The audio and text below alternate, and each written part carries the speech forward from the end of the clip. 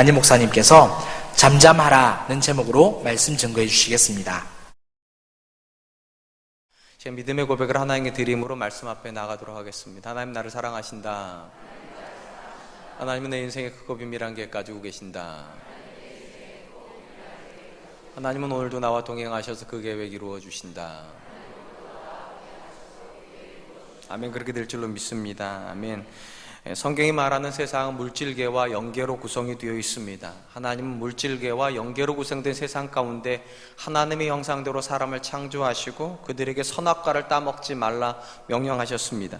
이 선악과를 따먹지 말라고 하는 명령에 대해서 다양한 해석이 가능하겠지만 오늘 제가 주목하려고 하는 해석은 이것이 영적인 질서에 대한 명령이었다는 사실입니다. 사람이 아무리 하나님 형상대로 창조가 되어 모든 피조물에 뛰어나 모든 피조물을 다스릴만 할지라도 사람이 결코 하나님과 같을 수 없다라고 하는 사실을 보여주는 것이 선악과이기 때문입니다. 그리고 인류의 타락은 하나님께서 만들어 놓으신 이 영적인 질서를 파괴하는 것이라 이해할 수 있을 것입니다.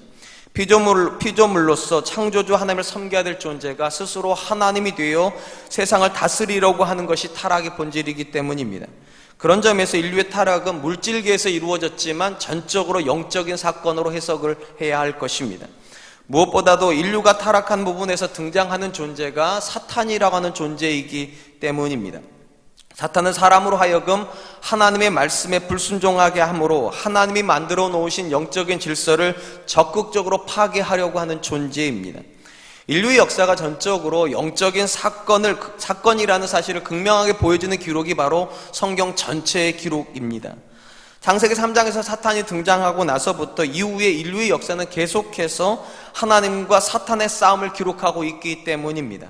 이 싸움의 출발은 하나님의 이런 선언으로부터 시작이 됩니다. 창세기 3장 15절 내가 너로 여자와 원수가 되게 하고 내 후손도 여자의 후손과 원수가 되게 하리니 여자의 후손은 내 머리를 상하게 할 것이요 너는 그의 발꿈치를 상하게 할 것이니라 하시고, 하나님께서 이 본문 말씀을 통하여서 이 땅 가운데 여자의 후손을 보내시겠다 하셨을 때 그 여자의 후손은 예수 그리스도라는 걸 우리가 너무 잘 압니다.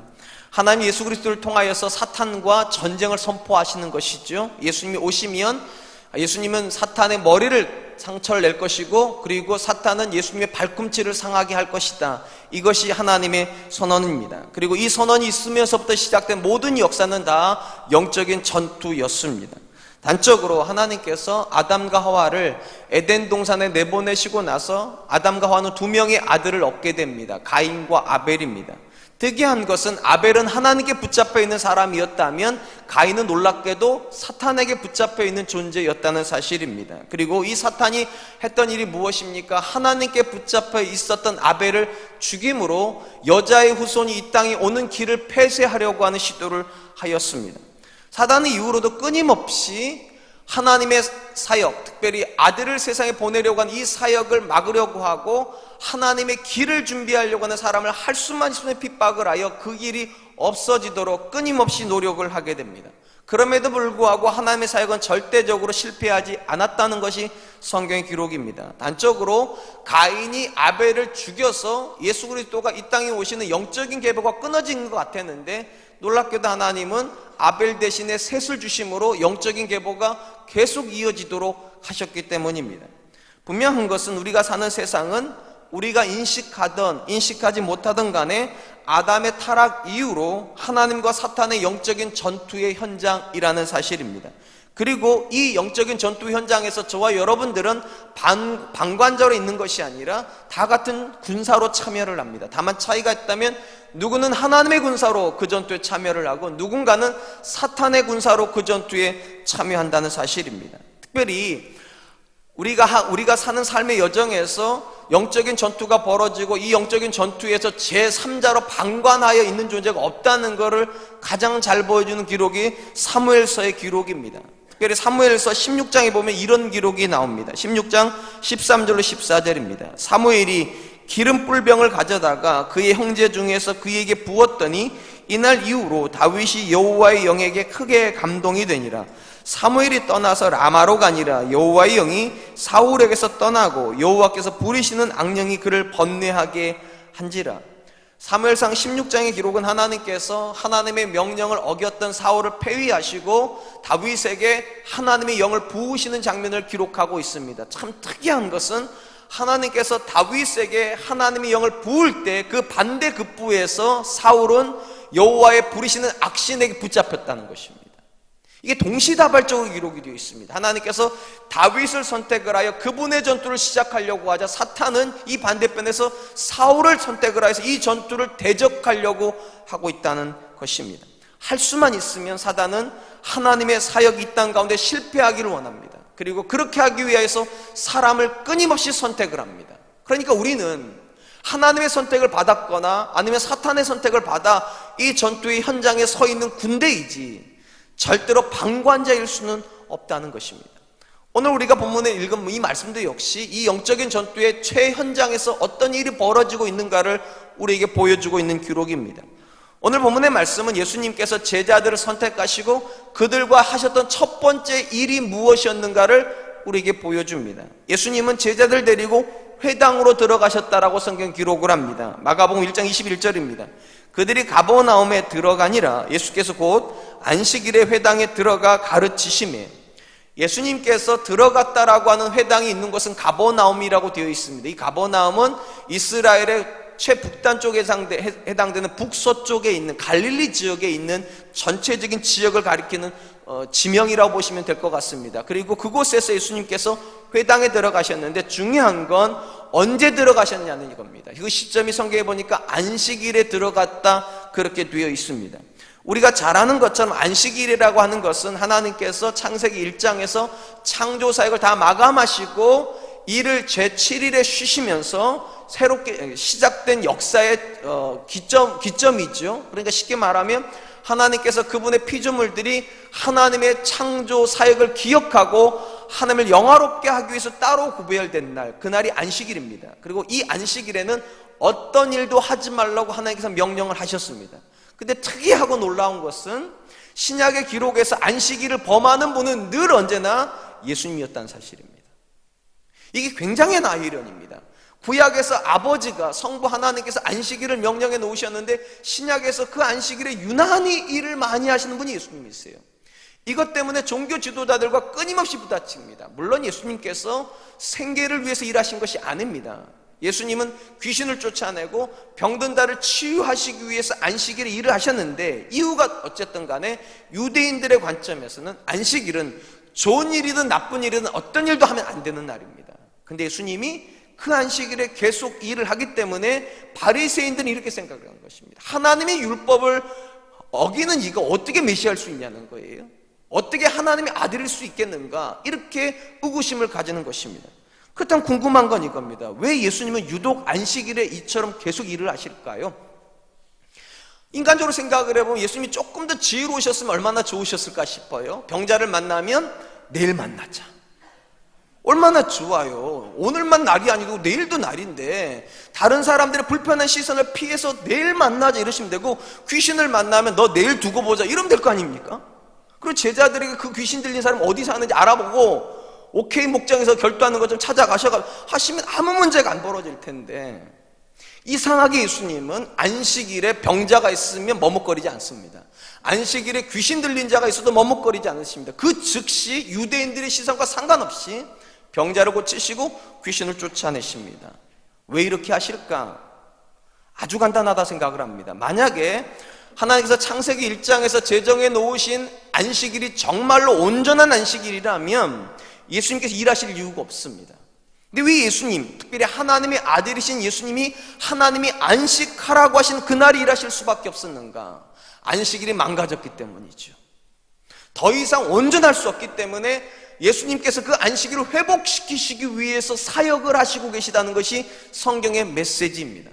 그런 점에서 예수님의 안식일 사역은 크게 두 가지 관점을 우리에게 제시해 줍니다. 첫 번째, 구약의 안식일이 온전하지 않다는 것입니다.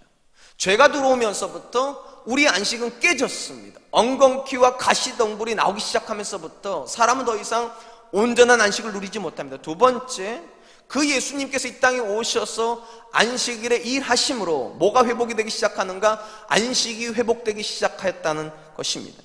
오늘 보면 예수님께서 안식일에 드디어 그분의 사역을 위하여서 회당에 들어가십니다. 그리고 사람들에게 말씀을 시작을 하세요. 성경에 보니까 어떤 말씀을 하셨는지는 기록이 되어 있지 않는데 예수님이 하신 말씀을 듣고 사람들이 느꼈던 반응은 기록이 되어 있습니다. 이렇게 되어 있습니다. 22절, 무사람이 그의 교훈에 놀라니 이는 그가 가르치는 것이 권위 있는 자와 같고 서기관들과 같지 아니함일러라. 여기에 놀랐다라고 되어 있는 단어의 문자적인 뜻은 무언가에 얻어맞았다는 겁니다. 손으로 얻어맞았던, 나무로 얻어맞았던, 벽돌로 얻어맞았던 다우지가 굉장한 충격을 받았다는 거예요. 그럼 왜 충격을 받았는가? 충격의 원인이 나와 있습니다. 예수님의 가르침이 서기관과 같지 않고 권위 있는 자와 같았다. 여기 나오는 서기관들은요, 율법을 필사하기도 하고 율법을 해석해서 가르쳐주기도 하는 존재들입니다. 근데 특이한 것은 이 서기관들은 말씀을 어떻게 가르쳤는가? 자기의 권위를 가지고 가르친 것이 아니라 언제나 유명하고 그리고 전통적으로 인정받았던 누군가의 권위를 가지고 가르쳤습니다. 쉽게 말하면 이 말씀은 전통적으로 누구에 의하면 이런 뜻이고 이 말씀은 과거로부터 이렇게 해석되어 왔습니다. 이런 식으로 가르쳤다는 겁니다. 그런데 예수님은 그렇게 누군가의 권위를 빌려다가 가르치신 것이 아니라 서기관처럼 한 것이 아니라 놀랍게도 권위 있는 자와 같았다. 직접 말씀하셨다는 겁니다. 마태복음에 보면 예수님께서 가장 즐겨 쓰셨던 표현이 이런 겁니다. 너희는 지금까지 이렇게 들었거니와 나는 너희에게 이렇게 이른다. 기가 막힌 거예요. 지금까지 너희는 이 말씀을 사람들이 이렇게 해석해왔다고 들었지 나는 이 말씀을 이렇다고 말한다고. 권위가 다른 거죠. 그러니까 얻어맞은 겁니다. 사람들이 어떻게 저렇게 해석할 수 있나. 우리는 한 번도 이 말씀을 이렇게 들어본 적이 없는데 예수의 말씀은 놀랍다는 거죠. 그리고 그 말이 틀린 것 같지가 않다는 거죠. 우리가 창세기 1장에서 보게 되는 창조의 모습이 어떤 모습인지 다 아시죠? 굉장히 놀라운 현장이고 권위 현장입니다. 하나님께서 어떻게 하셨습니까? 빛이 있으라 권위 있게 선포하세요. 누구에게 부탁하지 않아요. 빛 좀 만들어 줄래? 해를 좀 만들어 줄래? 동물을 좀 만들어 줄래? 누구의 권위를 빌려가지고 그분의 사역을 하신 것이 아니라 그분이 직접 선포하심으로 창조의 사역을 하셨는데 오늘 마가복음 1장에서 예수님께서 공식적으로 하셨던 사역이 그것과 연장선에 있다는 겁니다. 누구의 권위를 빌려가지고 이야기하시는 것이 아니라 예수님께서 그분의 권위를 가지고 직접 말씀하셨다. 이게 왜 특별하고 놀라운 사건인가 하면 여러분 하나님의 안식일은 어떤 의미를 가지고 있는가? 이걸 이해하려면 하나님의 창조가 어떤 성격을 가지고 있는가 이해할 필요가 있어요. 하나님의 창조는 전형적으로 하나님의 일하심이죠. 근데 하나님의 일하심의 본질이 뭡니까? 하나님이 손으로 일하신 겁니까? 하나님이 물건으로 일하신 겁니까? 아닙니다. 하나님이 말씀으로 일하신 겁니다. 말씀을 6일간 하다가 제7일에 말씀하시기를 멈추신 겁니다. 그게 안식일이에요.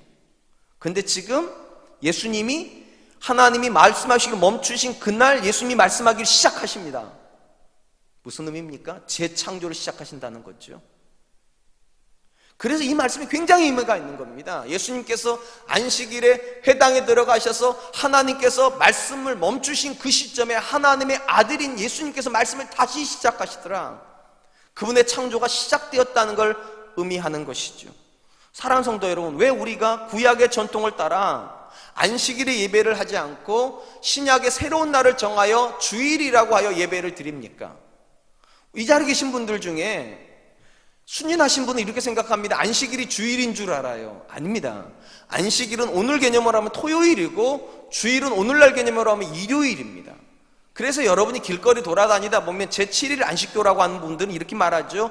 기독교가 성경을 왜곡시켰다고. 원래 전통적인 예배는 토요일날 드리는 건데 개신교가 주일날 예배함으로 성경을 위배했다고. 심지어 하나님의 교회라고 하는 안소농 이단도 똑같이 얘기를 합니다. 안식일은 토요일인데 토요일날 예배 드려야 된다고. 근데 왜 우리는 주일에 예배를 드립니까? 간단히 말을 하면 안식일에 예배하는 것은 제1창조를 근거합니다. 하나님께 창세기 1장에서 하셨던 창조의 근거에서 안식일에 예배를 드리는 것이고 우리가 드리는 주일의 예배는 제2창조를 근거로 합니다. 예수님이 십자가에 죽으시고 부활하심으로 새로운 안식이 주어졌다는 거죠. 어떤 안식이요? 아들이 누리는 안식이요. 그러니까 창세기 1장은 피조물이 누리는 안식이라면 우리가 누리는 주일의 안식일은 하나님의 아들이 누리는 안식입니다. 이게 왜 놀라운가 하면, 여러분, 아들은요 아버지 집에 들어갈 때 편안한 마음으로 들어가지요. 뭐 띵동 누르고 들어가는 거 보셨습니까? 우리 집 아들들이 제 집에 들어오는데, 물론 제 집은 아니지만 우리 사랑과 은혜교회가 사택으로 준 집이지만 우리 집에 들어올 때 띵동 누르고 들어오는 법이 없습니다. 지 집인 줄 알고 누르고 들어와요. 그게 왜 그럴까요? 그게 아들이 누리는 안식입니다. 아버지 집에 들어갈 때 부담이 없습니다. 아버지 만나러 갈 때 두려움이 없어요. 그게 새로운 피조물이 누리는 안식입니다. 우리가 주일을 지키는 이유가 무엇인가? 구약의 안식일이 정말 완전했다면 예수님께서 안식일에 말씀하신 이유가 없어요. 근데 예수님께서 다시 안식일에 말씀을 시작하심으로 뭘 선언하시는가? 이 땅의 안식일이 온전하지 않다는 것이죠. 그리고 예수 그리스도 안에서 피조물을 넘어선 하나님의 아들이 되는 권세를 주시고, 그 권세를 가지고 하나님께 예배할 수 있는 새로운 날, 그날을 성경은 안식 후 첫날, 그게 오늘날 주일입니다. 우리는 그렇게 예배를 드리죠. 우리가 안식일이 아닌 주일에 예배를 드린다면 확신이 하나가 있어야 됩니다. 하나님은 여러분 기뻐하시는 줄로 믿습니다. 하나님께서 여러분들에게 진정한 평안을 주시는 줄로 믿습니다. 왜냐하면 우리가 하나님의 자녀가 되었으니까요. 피조물의 지위를 넘어서서 하나님의 자녀가 되었다, 하나님의 아들과 딸이 되었다는 선언이 주일의 선언이기 때문입니다. 한편 예수님께서 하나님의 권위를 가지고서 말씀을 선포하셨을 때 그곳에 갑작스러운 사건이 하나 벌어졌다라고 마가가 기록을 합니다. 23절 24절입니다. 마침 그들의 회당에 더러운 귀신 들린 사람이 있어 소리질러 이르되 나사렛 예수여, 우리가 당신과 무슨 상관이 있나이까?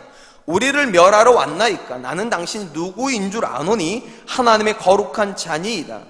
우리 성경에 마침이라고 번역이 된 이 단어는 정확한 번역은 아닙니다. 이 단어가 이 마가복음에 쓰여졌던 다른 유형이, 그러니까 용례와 똑같이 번역을 하면 그리고 곧이라고 번역을 해야 됩니다. 그러니까 예수님께서 말씀을 시작하셨을 때 그리고 곧 그들의 회당에 더러운 귀신 들리는 사람이 소리를 질렀다. 무슨 말인가 하면, 제가 영적인 전투라고 말씀드렸죠. 하나님께서 아벨을 선택을 하시면 즉시 사탄은 가인을 선택을 합니다. 하나님께서 다윗을 선택하면 사탄은 즉시 사울을 선택합니다. 하나님께서 예수님을 통해서 말씀을 하시자 즉시 사탄도 귀신 들린 자를 통해서 소리를 지른다는 겁니다. 영적인 전투가 시작되고 있다는 걸 극명하게 보여주는 것이죠. 여기서 우리가 주목해야 될 것은 이날이 안식일이라고 하는 사실입니다. 이 안식일에 회당에 놀랍게도 귀신 들린 자가 있고 그 귀신 들린 자가 소리를 질렀습니다. 뭐를 의미하는가?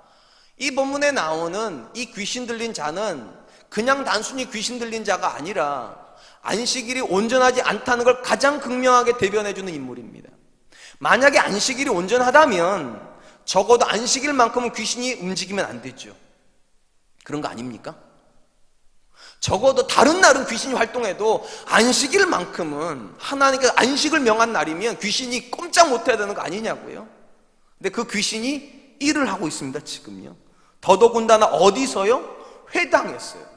여러분, 예수님께서 이방인의 땅에서나 또는 시장거리에서 귀신 들린 자를 만났다면 그럴 수 있어요.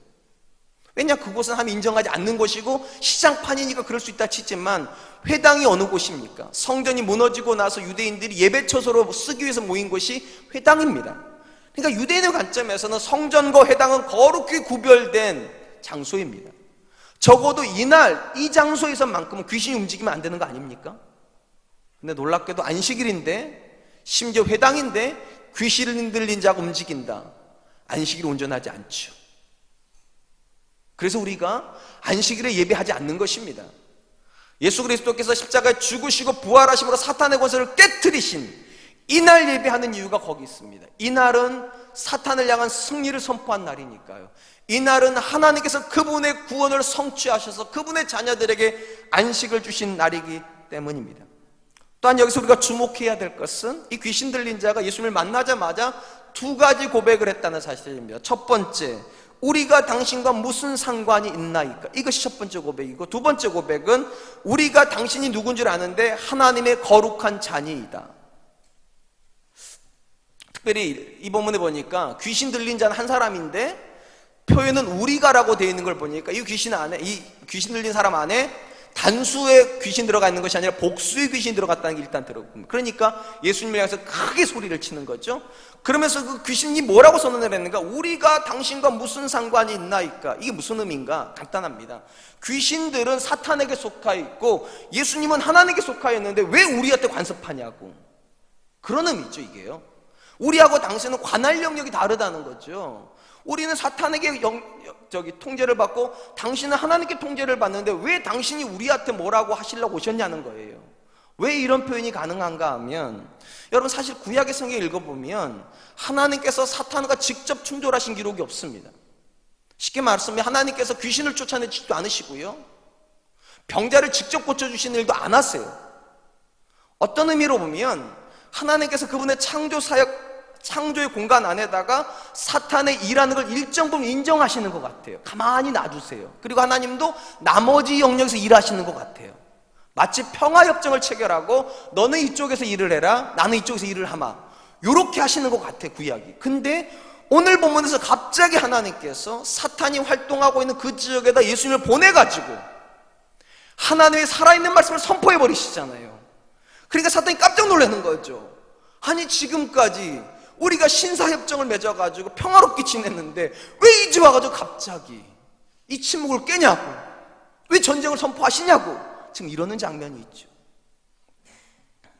사랑하는 성도 여러분, 그런 관점에서 예수님께서 안식일에 귀신을 만난 사건, 귀신 들린 사람 만난 사건, 우연한 사건이 아닙니다.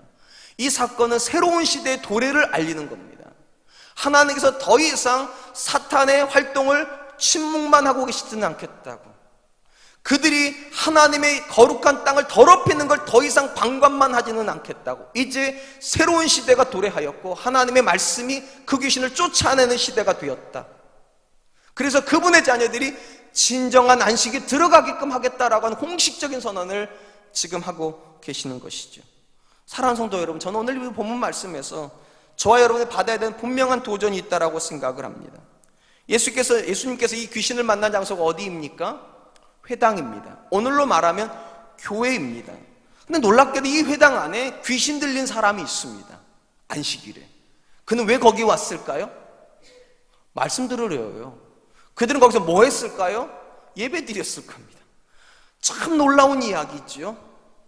귀신 들린 자가 안식일에 시장판에서 놀아야 될 것 같은데 귀신 들린 자가 회당에 와가지고 말씀을 듣고 있고 예배를 드리고 있다. 그러면서 예수님께 뭐라고 말을 하는가? 우리가 당신과 무슨 상관이 있나이까? 제가 이 말씀을 묵상하면서 이런 생각이 들었어요. 2000년 전의 이야기만은 아니구나 이게. 왜냐하면 주일날 이렇게 교회 와서 예배는 드리지만 솔직히 한번 대답해 보세요. 여러분과 예수님이 정말로 관련이 있습니까? 저와 예수님이 정말로 관련이 있을까요? 귀신 들린 자도 예배 드리러 왔습니다. 귀신 들린 자도 말씀 배우러 왔습니다. 안식일이에요. 그러면 사는 소리가 무엇이라고요? 우리가 당신과 무슨 상관이 있나이까?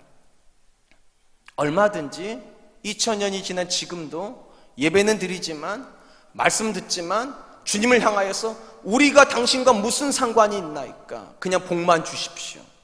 우리가 당신과 무슨 관계가 있습니까? 내 자녀만 잘 되게 하시면 됩니다. 그럼 이건 남의 메시지가 아니죠.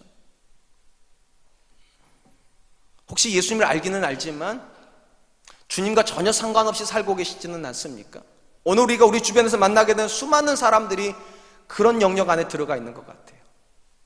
오늘 한국교회를 가장 위태롭게 만드는 목사님들은 무능한 목사님들이 아닙니다. 굉장히 유능한 목사님들입니다. 수만 명 교회를 이루고 책이 몇십 권씩 나오고 추종하는 무리가 어마어마하게 많은 목사님들이 교회를 자기 사유재산인 것처럼 아들에게 물려주는 걸 하나도 이상하게 생각하지 않고, 비자금을 만든 걸 하나도 이상하게 생각하지 않고, 설교는 정말 은혜롭게 하는데 주님과 전혀 상관이 없는 사람. 맞아, 여러분들이 다 저 쳐다보고 있으니까 맞아요. 제가 그렇게 될 가능성이 굉장한 거예요. 그러니까 제가 두려워요. 설교는 하고 있는데 과연 내가 주님과 관련이 있나? 말은 정말 뻔질하게 하는데 정말 내가 주님과 관련이 있나? 맞대잖아요. 카톡 하잖아요. 참 타이밍도 기가 막히게 맞아요. 항상 제가 이게 두렵다니까요. 너무 두려워요. 이 본문에 사탄이 귀신을 보낸 지역이 시장판이라면 저는 여러분들이 안전하다고 말해드리고 싶어요. 교회 오셨으니까 안전합니다. 여러분은 하나님이 사랑하는 사람이고 여러분 안에 하나님이 계십니다. 저 이렇게 말씀드리고 싶지만 이 본문에 사탄이 역사하고 있는 장소가 회당입니다. 그리고 하나님의 말씀이 선포될 때 그가 뭐라고 말했는가? 우리가 당신과 무슨 상관이 있냐고. 그냥 좋은 말씀만 하시라고. 그냥 은혜만 끼치고 가시지 왜 그러시냐고. 만약 우리가 예수님을 주님으로 고백하는 고백은 있지만, 그래서 예배는 드리고 있지만 우리가 주님과 상관이 없다면 죄송해요, 우리는 하나님께 속하 있는 존재라고 보기가 어렵습니다. 제가 귀신 들렸다고 말씀은 안 드릴게요. 근데 하나님께 속하 있다고 보기는 어렵습니다. 한번 스스로 물어보시기 바랍니다. 예배는 드리고 있지만 우리 자녀에게 예수님보다 대학교가 더 중요하지는 않습니까? 예배는 드리고 있지만 우리 남편들에게 믿음보다는 성공이 더 중요하지는 않습니까? 예배는 드리고 있지만 우리 가정에서 하나님과 동행보다 물질적 안정이 더 중요하지는 않습니까? 오늘 본문에 나와 있는 이 귀신 들린 사람이 그런 유형의 사람입니다. 안식일이니까 회당에는 와 있습니다. 말씀도 듣습니다. 그런데 고백은 하나입니다. 주님과 상관은 없다. 하나님과 상관은 없다. 복 받고 싶어서 온 거죠. 일이 잘 됐으면 싶어서 오는 거죠. 그런 거라면 오늘 혹시 저와 여러분들도 그런 마음으로 왔다면 우리 한번 돌아봐야 됩니다. 우리가 정말 하나님의 사람이 맞는지. 예수님은 우리와 당신이 무슨 상관이 있습니까? 라고 반문하는 이 귀신 들린 자를 향하여서 이렇게 말씀하십니다. 마가복음 1장 25절 26절 예수께서 꾸짖어 이르시되 잠잠하고 그 사람에게서 나오라 하시니 더러운 귀신이 그 사람에게 경련을 일으키고 큰 소리를 지르며 나오는지라. 예수님의 이 선언은 새로운 시대가 이제 도래한 거죠. 전통적으로 제가 말씀드렸잖아요. 하나님은 사단을 직접 대적한 적이 없으신데 이 본문에 하나님의 아들이신 예수님이 사단을 향해서 직접 대적하시잖아요. 잠잠하고 그 사람에서 나오라고. 침묵하지 않으시죠. 방관하지 않으시죠. 직접 선언하여서 하나님의 새로운 시대가 도래하였다는 것입니다. 하나님께서 이제 더 이상 사탄이 그분의 공간에서 일하는 걸 용납하지 않으시겠다. 회당에서 일하는 걸 용납하지 않으시고 교회 안에서 일하는 걸 용납하지 않으시고 성도의 삶에서 일하는 걸 용납하지 않으시겠다고. 그들을 쫓아내시겠다고. 잠잠하고 그 사람에게서 나오라고. 근데 여러분 여기서 궁금한 것이 있습니다. 예수님께서 그냥 쫓아내시면 되는데 하신 표현이 있어요. 잠잠하라고, 조용하라고. 우리가 너무 잘하는 영어 표현 shut up 이런 거죠. 왜 그러시는 걸까 도대체? 그냥 쫓아내시지 왜 잠잠하라고 그러셨을까요? 여러분 이 귀신 들린 자가 말했어요. 우린 당신이 누구인지를 아는데 하나님의 거룩한 자니이다. 여러분 이 말이 틀린 게 아니죠 사실은. 왜냐하면 마가복음 시작할 때 마가가 하나님의 아들 예수 그리스도 복음의 시작이라, 쉽게 말하면 마가는 예수님을 하나님의 거룩한 자로 소개했는데 지금 이 본문에 귀신이 똑같은 얘기를 했어요. 귀신 들린 자가 하나님의 거룩한 자입니다. 고백은 안 틀렸어요. 그런데 고백하고 있는 귀신 들린 자에게 잠잠하라고, 말하지 말라고, 그리고 그냥 나오라고, 그냥 나오라고 하시면 되지. 틀린 말 한 것도 아닌데 맞는 말 했는데 왜 잠잠하라고 했을까요? 물론 이 부분에 대해서 전통적으로 두 가지 해석을 가지고 있습니다. 첫 번째 해석은 그의 고백이 옳기는 했지만 그 고백 때문에 백성들이 오해할 소지가 있다는 겁니다. 무슨 말인가 하면 유대인들은 전통적으로 메시아를 기다리고 있었습니다. 어떤 메시아예요? 정치적인 메시아예요. 저들을 로마에서 해방시켜줄. 근데 이 귀신 들린 자가 예수님이 메시아라고 지금 얘기한 거거든요. 그러면 예수님이 백성들을 향하여서 내가 그런 정치적 메시아가 아니라 섬기러 온 메시아라는 걸 가르칠 시간도 없이 백성들은 예수님을 오해할 거거든요. 그러니까 백성들이 오해하지 못하도록 잠잠게 시킨다. 이게 첫 번째 해석이. 두 번째는 예수님께서 시간을 3년을 가지고 계시죠. 왜? 제자들 훈련시켜야 되니까. 근데 이때부터 주목을 받아버리면 제자들을 훈련시킬 시간이 없다는 거죠. 사람들에게 끌려다녀야 될 테니까. 그래서 예수님께서 거절하신 거다. 그래서 잠잠게 시키셨다. 다 일리가 있는 해석입니다. 근데 저는 보다 현실적인 해석을 좀 하고 싶습니다. 여러분 이 본문에서 귀신이 하고 있는 말이 틀리지 않다고 제가 말씀드렸어요. 그런데 그 말을 하고 있는 자가 귀신 들렸다는 게 문제입니다. 여러분 한번 생각해 보세요. 귀신 들린 자가요, 우리 교회 와가지고 여기서 예배 드리다가 나가면서 이러는 거예요. 소리 질러가지고, 야, 정호준 목사 참 설교 잘한다. 그러면 여러분 이거 여러분 그렇게 받으실래요? 귀신 들린 사람 그랬는데?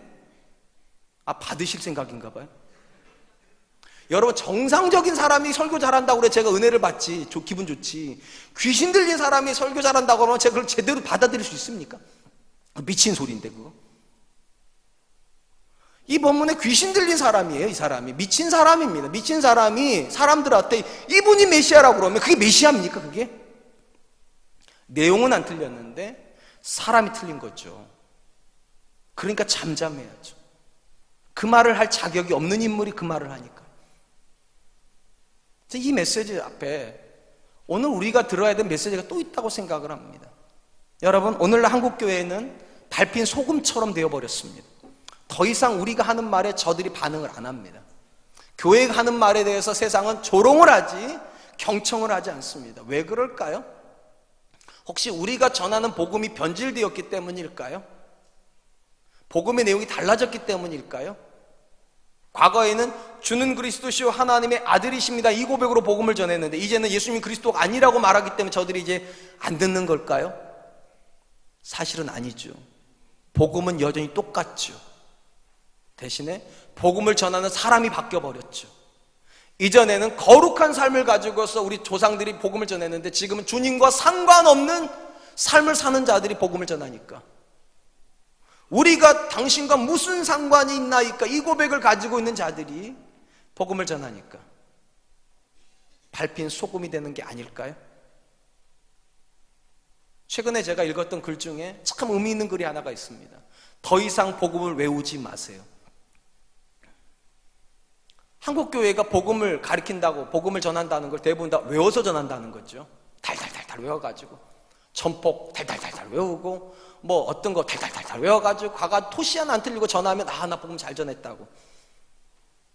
복음은 외워서 전하는 거라면 예수님께서 그렇게 배움이 짧은 제자들을 데리고 안 하셨겠죠?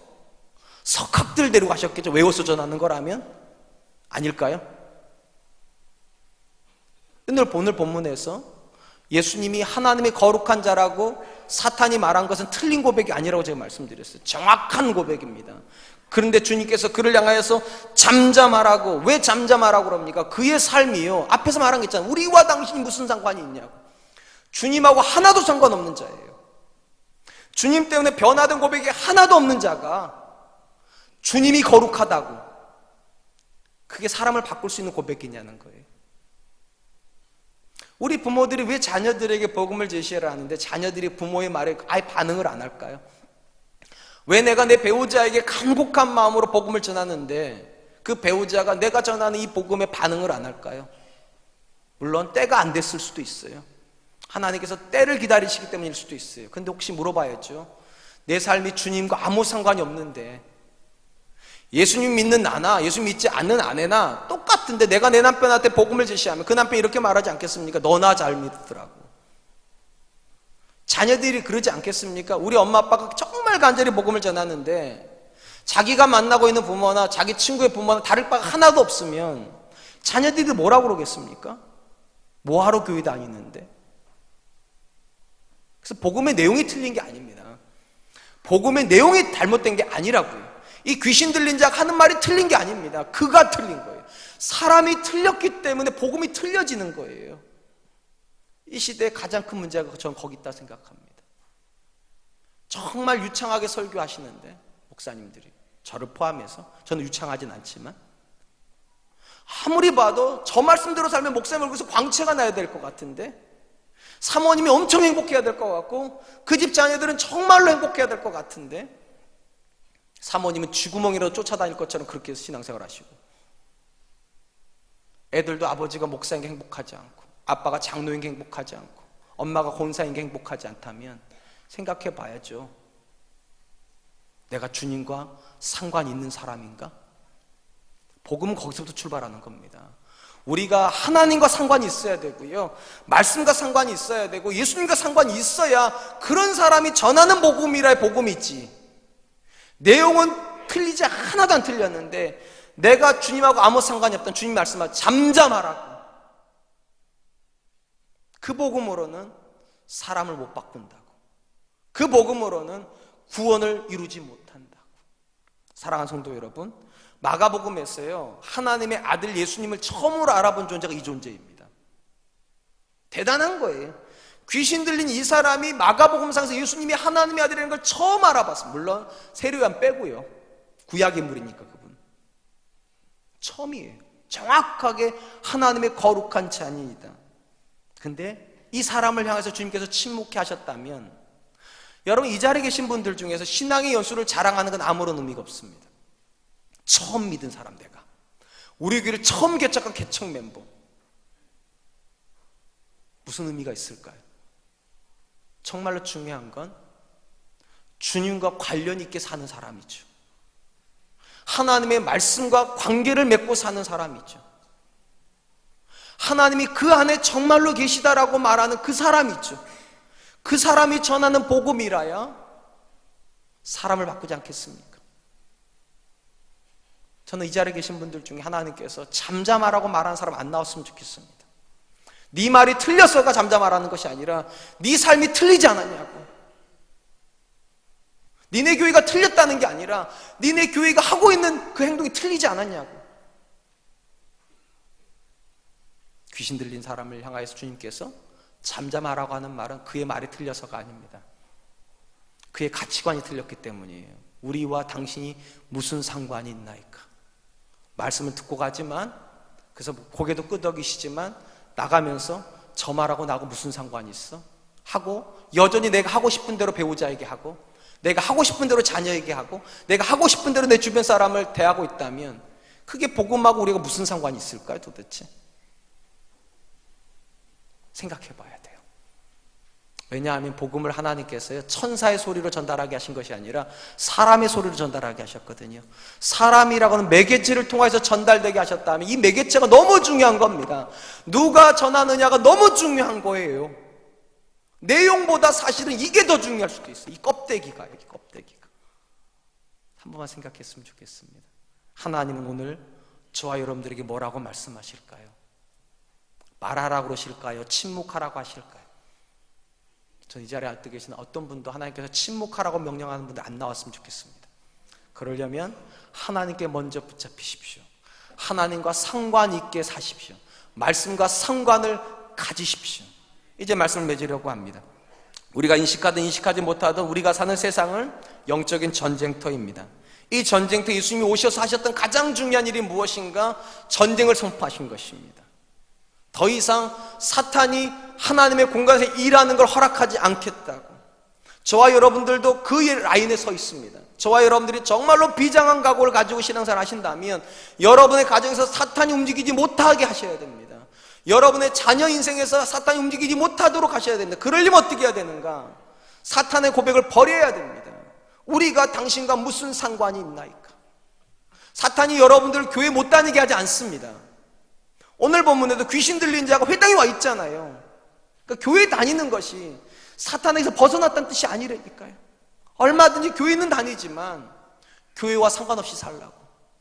말씀은 듣지만 말씀과 상관없이 살으라고. 하나님을 믿기는 하지만 하나님과 상관없이 살으라고. 그게 사탄입니다. 그게요. 그리고 영적인 존재는 그 유혹 앞에서 나는 그럴 수 없다고. 나는 하나님의 사람으로 살겠다고. 그 말씀에 순종하고 살겠다고. 그런 관점에서 오늘 하나님의 말씀을 붙잡고 그분의 말씀에 순종하는 사람은 전쟁하는 사람인 줄로 믿습니다.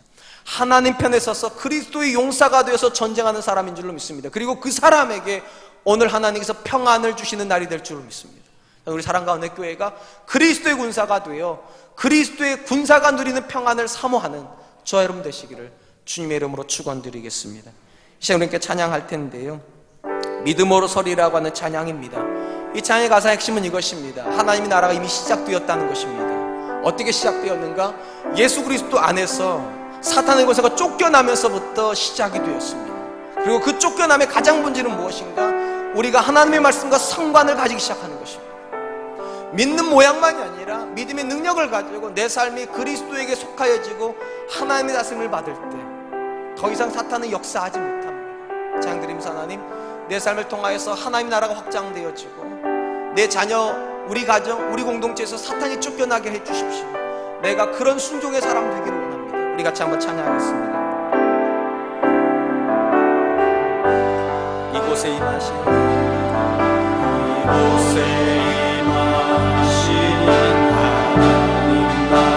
하나님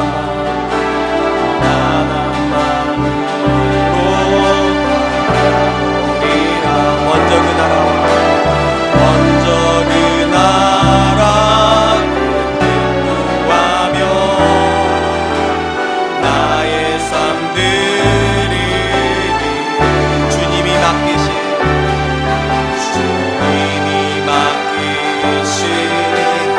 하나님 나라 믿음의 눈으로 보리라. 하늘의 뜻이 이 땅 가운데 완성될 그날까지 믿는다요.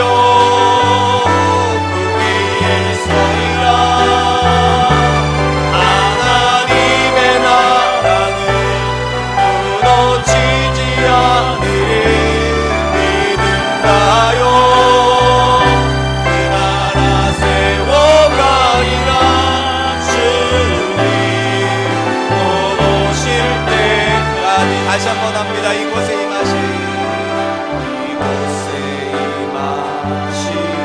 하나님 나라 가난한 마음으로 바라보리라. 먼저 그 나라와 먼저 그 나라 구하며 나의 삶 드리니 주님이 맡기신 하나님 나라 믿음의 눈으로 보리라. 하늘의 뜻이 이 땅 가운데 완성될 그날까지 믿음가요 그 위에 서리라. 하나님의 나라는 무너지지 않으리. 믿음가요 그 나라 세워가리라. 주님 곧 오실 때가 믿음가요